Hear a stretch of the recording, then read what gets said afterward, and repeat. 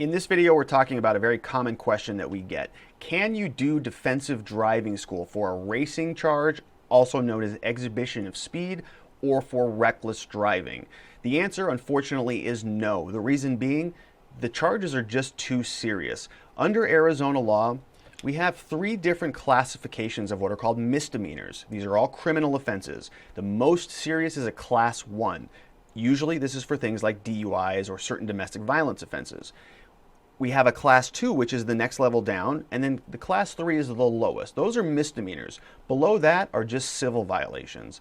The law says that you can do driving school for all civil violations as long as they're moving. You can only do it for one, but you can do it for all civil violations. So down here, yes, you can do it.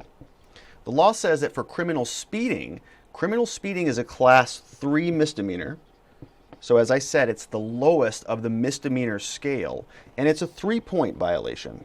It's 3 points that would go on your license. So the law says that you can only do defensive driving school for this with permission of the judge. You have to get permission from the judge to do it.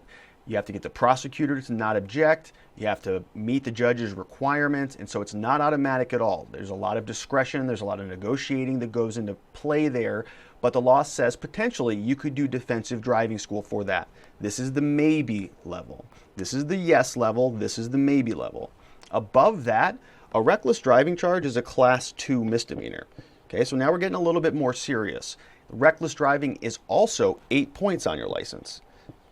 8 points is the same number of points as a DUI. It's a lot. It's the highest level violation number of points that we have in Arizona. So it's a big no on that. Absolutely cannot do defensive driving school on that. What about racing or exhibition of speed? Again, a very serious charge. It's a Class 1 misdemeanor. That's the same class as a DUI, and it's also 8 points. So the law says very clearly that these are not eligible for driving school. Just can't do them.